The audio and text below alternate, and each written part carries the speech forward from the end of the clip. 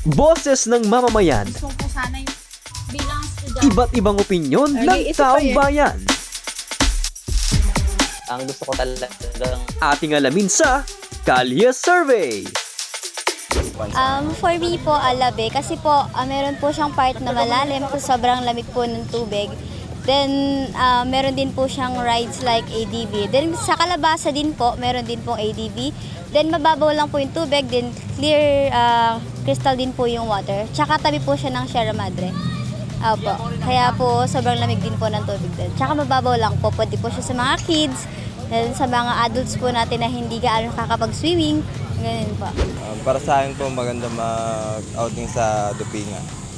Maganda ang view sa malamig ang tubig. Minalungaw po. Bakit minalungaw? Ano po, yung ambience po nun, iba, maganda yung view, tapos yung liliguan mo medyo malalim, tapos malinaw po yung tubig. Sa may, ano po sana, sa may labi.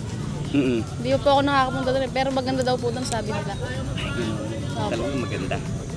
Minalungaw. Yun din po. Dalawa po sila. Yung iba po kasi napuntahan ko na yung Dupinga, yun po, napuntahan ko na po yun. Tapos yung dalawa na lang po na yun yung hindi, na gusto kong mapuntahan. No? Sa Dupinga River, sir. Bakit? May bago kasi silang kwan doon eh. Yung parang tourist attraction nila. Yung parang kanal ng bundok nila. Yung parang naging falls na ngayon. Malamig po yung tubig, tsaka all natural talaga.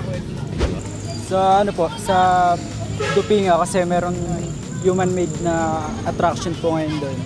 Din po, para makita po namin kung paano namin may enjoy yung bagong gawa doon na.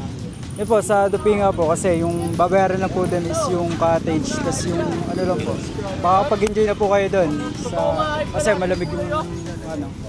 Dahil po Kalabasa, dahil mas welcoming po yung ambience ng lugar eh.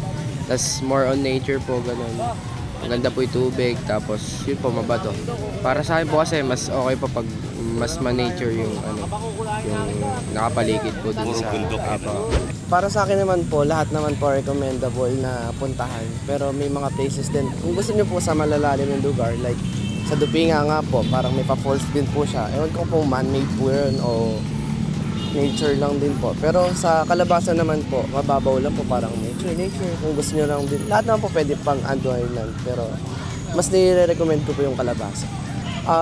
Parang mga senti-senti vibes lang po kasi hindi man po ganun kadami yung pumupunta. Pero parang sa may mga place din po, yung distance din po ng mga kubo, parang may privacy rin po kasi. Boses ng mamamayan, Gusto ko sana yung bilang estudyante. iba't ibang opinyon ng taong bayan. ang gusto ko talagang Ating alamin sa Kalye Survey.